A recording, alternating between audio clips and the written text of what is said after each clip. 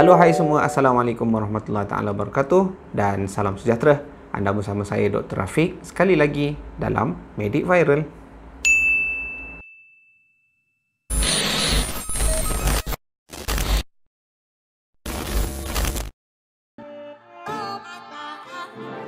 Mesti ramai korang tertanya-tanya, mana Dr. Kamal? Mana dia menghilang? Adakah dia dah tak ada lagi? Sabar dulu, relax. Dr. Kamal masih lagi ada, masih lagi bersama kami di Medik Viral. Namun begitu, beliau ada satu pesanan istimewa untuk korang di luar sana. Jom kita dengarkan.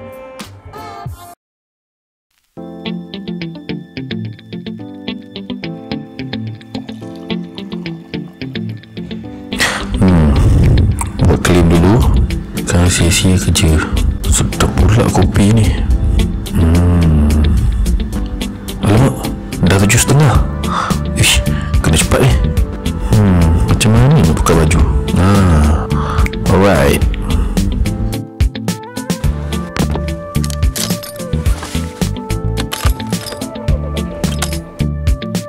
Okay guys, sorry nampak rushing sikit sebab ni on the way balik kerja. Kejap lagi nak siap-siap pergi KL untuk jumpa Rafiq. Ada plan untuk buat reaksi cerita baru, benda baru, dan yang lebih mengujakan akan ada reaksi bersama dengan orang baru. So balik dulu, salin-salin baju, siap-siap. Nanti korang dapat notification. Jangan lupa terus share dulu baru tengok. Like dulu baru tengok. Okay lah, balik dulu. Okay, bye, jom nanti. Okay, jom baca doa naik kereta. Ingat tak? Okey, 1, 2, 3. Subhanalladzi sakharana hadza wa ma kunna. Oh, tak nyanyi pun. Lahu mukrinin wa inna ila rabbina lamunqalibun. So, korang jangan risau pasal Dr. Kamal. Kita sama-sama doakan beliau supaya selamat dalam perjalanannya dan juga semoga dipermudahkan sebarang urusan, insya-Allah. So, walaupun hari ini saya berseorangan, saya tetap akan juga bagi yang terbaik untuk korang. Dan hari ini, cuba teka saya nak tengok cerita apa. Hari ini saya nak tengok satu drama baru, iaitu Hospital Playlist. So, harapnya korang boleh bersama dengan saya sehingga ke akhirnya. Dan jangan lupa tekan butang like, sharekan pada kawan-kawan, dan siapa yang belum subscribekan sama. Jom kita sama-sama saksikan. Swipe up.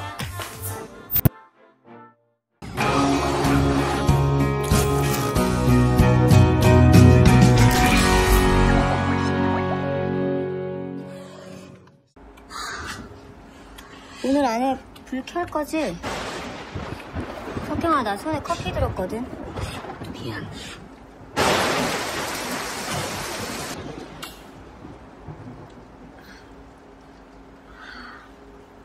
얼마나 안 쓰는 거야? 뭔지? 한 3, 4년? 저거 곧 나가겠다. 엄마, 전기도 나갔어요. 기사님 빨리 오시라고. 불이 또 나갔어요? 예, 저 깜빡깜빡 하더니 또 나갔어요. Kalau ikut Netflix, dia ada tulis kat situ 5 sekawan dapat panggilan call. Akhirnya diorang bertemu semula kat satu tempat kerja. Macam itulah, saya pun tak berapa pasti sangat.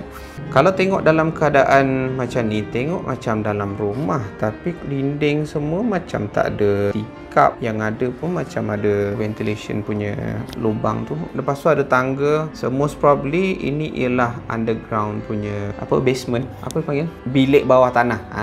Itu bahasa Melayu dia. Bahasa Inggeris aku tak tahu. Korang pernah tak dekat tempat kerja ataupun tempat belajar ataupun tempat tinggal korang sendiri yang bila mana korang duduk lama dekat situ akan ada simptom-simptom tertentu. Macam contohnya akan jadi sakit kepala, pening, batuk, selalu sesama. Kalau pernah, korang kena cek tu. Bukan cek kesihatan saja, kena cek juga bangunan dekat situ. Andai kata korang punya masalah kesihatan tu ada kena mengena dengan bangunan yang korang duduk ataupun bangunan yang korang kerja di situ, kita panggilkan sebagai Sick Building Syndrome ataupun SBS. Bukan SBS tu Broadcasting South Korea punya tu. Itu KBS, bukan sorry. Kan ada SBS juga. But anyway, sick building syndrome kalau ikutkan by definition ialah bila mana pekerja ataupun orang yang tinggal dekat dalam sesuatu bangunan mengalami simptom-simptom ataupun masalah-masalah kesihatan seperti contoh-contoh yang saya sebutkan tadi itulah. Ada banyak punca-punca yang boleh menyebabkan seseorang tu boleh dapat sick building syndrome. Biasanya ialah disebabkan oleh IEQ, Indoor Environmental Quality. Macam contoh dalam gambar, dalam cerita ni tadi, kalau tengok ada habuk sana sini, kemudian ada sarang laba-laba, lepas tu dengan elektrik lagi, wiring pun out tu semua. Tu belum tengok lagi ada tikus ke lipas ke apa-apa benda kat situ.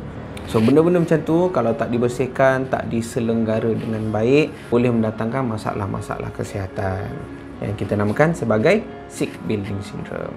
Okey, sambung sikit. 왜 전기공사를 새로 해야 될 것 같은데? 일단 임시로 작업은 해드릴 텐데 또 나가면 그때 된다 그래서 예. 제 방 공사는 내일 하셔도 되는데 밤늦게까지 감사합니다. 아저씨 조심하세요. 아저씨, 두꺼비 좀 내리고 하세요. 장갑도 안 끼고 그렇게 만지면 감전되는데. Baru cakap dah kena. Illegal. 방사분. 괜찮으세요? 어디가 불편하세요? 사람. 여기 조광동 33-1인데요. 감전으로 사람이 쓰러졌습니다. 예, 빨리 좀 와주세요. 예, 빨리요. 가슴이 답답해요? 숨쉬기 힘드세요? 빨리요. Cepat 어떡해.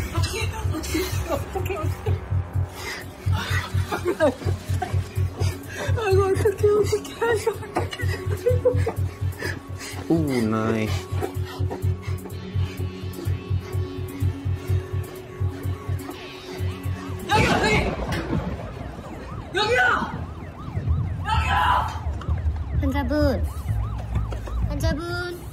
Pancabun. Bukan pangsapun. 여기 어딘지 아시겠어요? Dah banyak kali tengok barulah faham. Pancabun bukannya pangsapun. 기대해 주십시오. 아주 잘하셨습니다.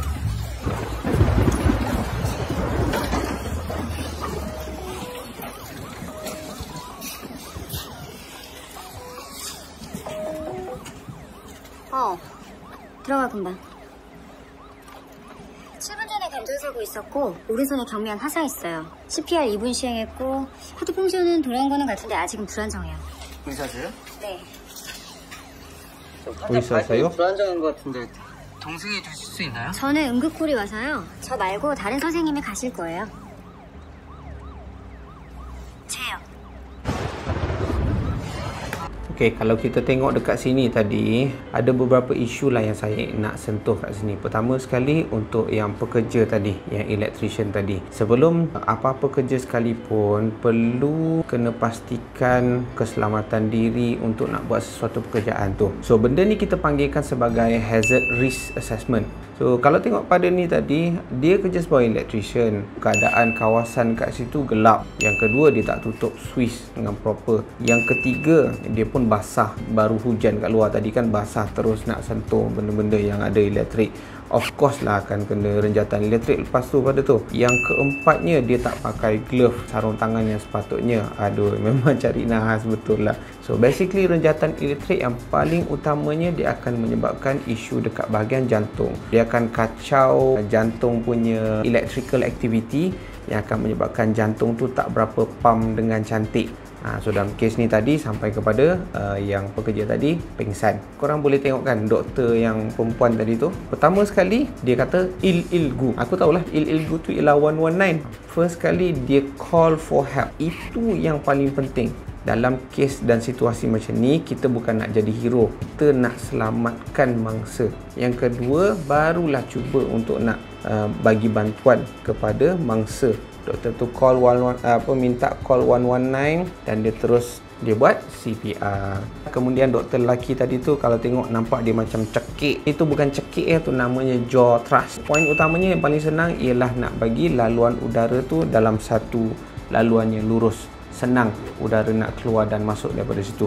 Kemudian kalau tengok doktor lelaki tadi pun dia call dekat ambulans tadi pun dia cakap kan simple dia cakap. 여보세요? 여기 조광동 33-1인데요. 감전으로 사람이 쓰러졌습니다. 예, 빨리 좀 와주세요. 예, 빨리요. Dia pun cakap relax, tak gelabah, tak ada kelang kabut apa semua. Okey, kemudian lepas tu paramedik pun datang, so doktor tu pun bagi info cukup simple, cukup concise, cukup padat. Make it short and sweet. So paramedik pun faham. Info tu juga dia akan bawa kepada hospital dekat bahagian kecemasan tadi nanti. 괜찮아? 올해 운 다 썼어 이 사람아. 거기 계시던 분들이 다 의사였어. 내 말 들리지?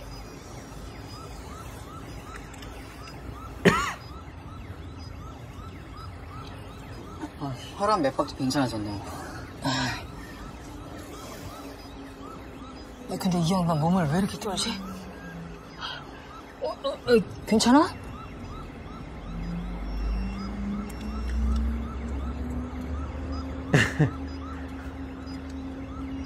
추워서 그럽니다.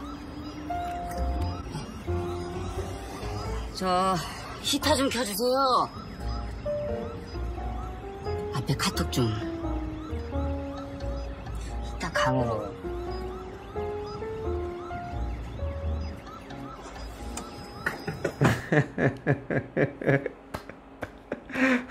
Lawak.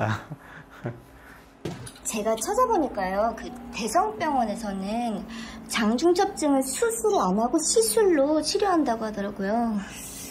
아까도 말씀드렸지만 빛나 경우엔 괴사가 진행되고 있을 가능성이 높아서 수술 외엔 방법이 없어요, 어머니. 확실한 거죠, 선생님? 수술해도 되는 거죠? 수술해도 되는 게 아니라 수술하셔야 됩니다. 그래도 인터넷에서 보니까 수술하면 애기가 안 자란다고 그러던데. 그런 건 믿지 마시고요. 나가셔서 빨리 원무과 수속부터 하세요. 알겠습니다.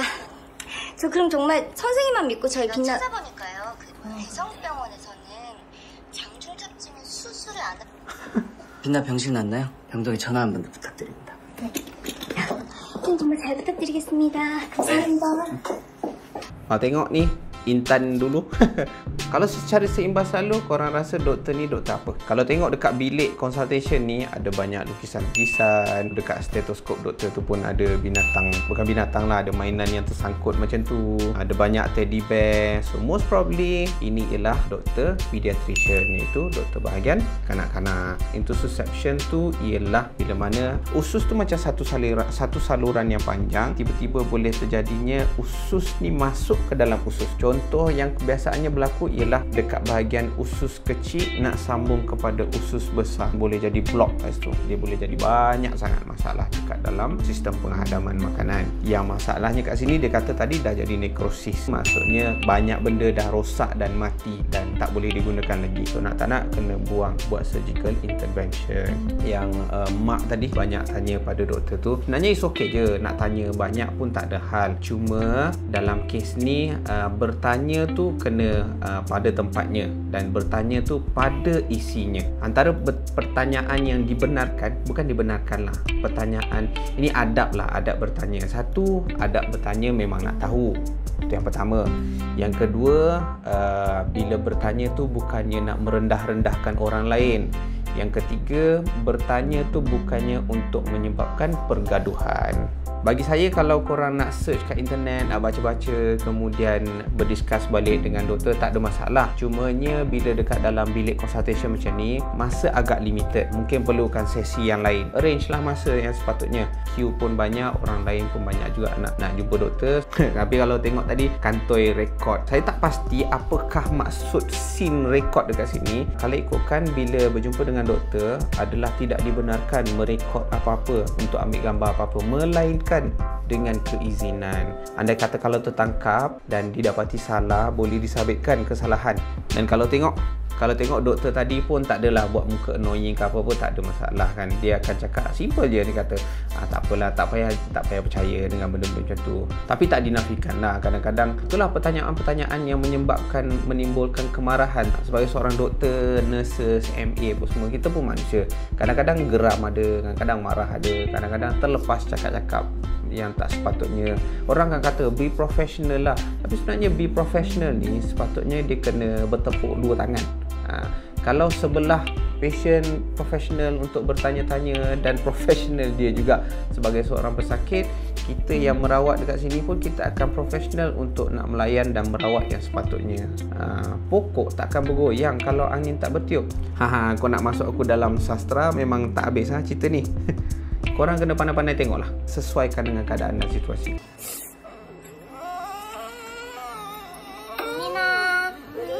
옷 좀 잠깐만 올려볼까요? 한 번만 해보자. 아이고, 곰돌이 배가 아파서 왔어요. 어디 보자. 네, 선생님. 배가 너무 아파요. 자, wah, ini skill berkomunikasi dengan kanak-kanak lah, macam mana nak handle pesakit kanak-kanak. Tapi sebenarnya bukan handle pesakit kanak-kanak je. Ada juga nak handle pesakit yang remaja, dewasa, pakcik-pakcik yang dah berumur, yang ada masalah ketagihan, yang ada masalah mental health punya problem. So sebenarnya semua-semua tu perlu ada skill-skillnya yang tersendiri. 여기가 부산이냐? 내가 너보다 병원에 더 빨리 왔을걸. 저녁이나 같이 먹자. 환자 한 명 확인만 좀 하고. 살살해, 살살. 513호 담당 누구야? 그럼 어제 당직은 너냐? 513호 김숙희 환자 해열제 처방 누가 했어? 너겠네? 저 아닌데요. 그럼 너야? 절대 아닌데요. 저는 김숙희 환자 얼굴도 본 적 없습니다. 그치, 얼굴도 본 적 없지. 둘 다 차 전화랑 환자 얼굴도 안 보고 해열제를 줬지. 니들이 뭔데 환자 어세스도 없이 오더를 해? 아주 명의들 나네, 명의. 의사하기 싫으면 빨리 얘기해. 나 시간 낭비시키지 말고. 죄송합니다.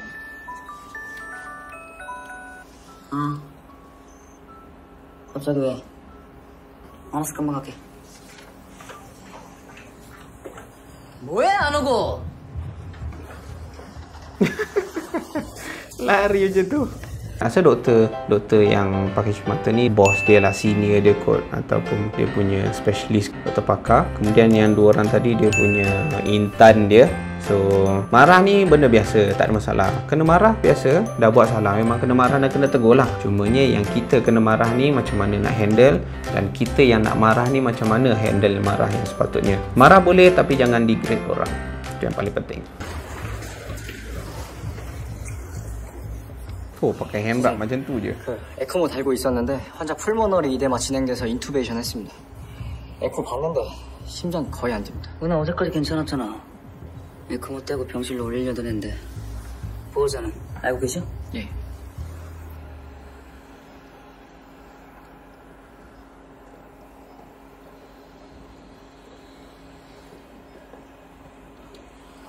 잠깐 보시죠, 어머니.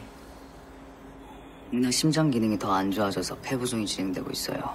더 이상 에크모는 안 되겠고 직접적으로 좌심실을 감압하기 위해 인공심장이 더 적절할 것 같아요. 오늘 내일 중으로 수술하셔야 돼요. 어떡해.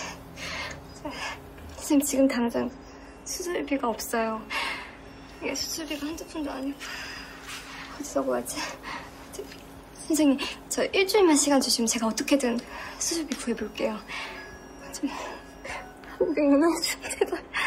제발 좀 살려주세요, 선생님. 지금 시간이 없는데 이거 바로 수술해야 돼요. 안 그러면 나 죽을 수도 있어요. 어떡해요? 걱정하지 마세요. 병원에 지원 방법 많으니까 은하 수술 못할 가능성은 없어요. 바로 수술도 가능하고요. 야, 너 그것 좀 알아봐라. 뭐해? 빨리 전화해. 예, 알겠습니다.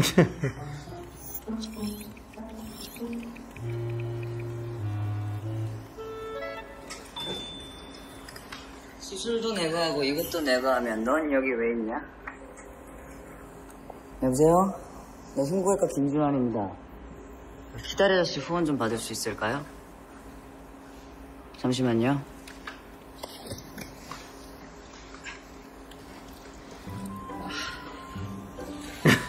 여보세요? 저는 흉부외과 전공의 이석현인데요. 저희 환자 한 명 수술비 지원 좀 받을 수 있을까요?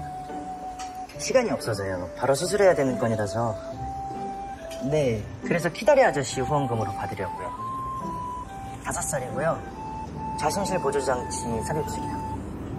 Sebenarnya bila saya dengar pasal artificial heart ni, banyak kali sebenarnya saya dengar dekat dalam cerita Korean drama. Kadang-kadang saya terfikir, senang sangat artificial heart dekat Korea ni. Dekat Malaysia jarang saya dengar. Kalau dalam kes ni, saya tak pasti dia cakap tadi artificial heart, tapi jantung tiruan maksudnya dia memang totally jantung tu tukar habis lah. Jadi pada jantung tiruan, banyak alat lain sebenarnya yang untuk bantu jantung ni. Ada jenis pacemaker, ada jenis defibrillator, LVAD, left ventricular assist device, VAD pun ada juga.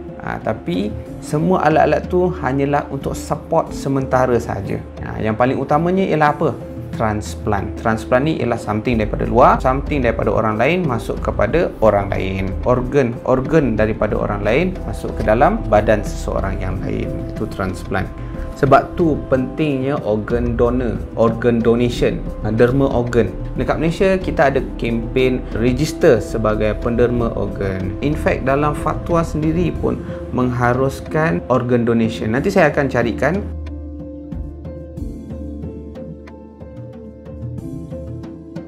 So korang kat luar yang belum register sebagai penderma organ, please register lah sebagai penderma organ, kerana ramai sangat orang di luar yang memerlukan organ-organ baru. Ramai orang kat luar sana yang memerlukan kepada prosedur transplantation. So register lah sebagai penderma organ. 야, 어디겠어. 너 이번 주말에 뭐해? 데이트? 장기수 시간 된대. 여기도 데이트, 저기도 데이트. 준환이 아직 안 헤어졌어? 이번에 오래 가네. 근데 용건이 뭐야? 속케이건이지? 난 안 한다고 했는데. 아니, 그저께는 그냥 두면 되고 너한테 진지하게 부탁할 게 있어서. 무슨 일 있어? Oh, tadi dia cerita pasal Daddy Long Legs program. Saya google sekejap tadi. Daddy Long Leg ni ialah sebenarnya spider.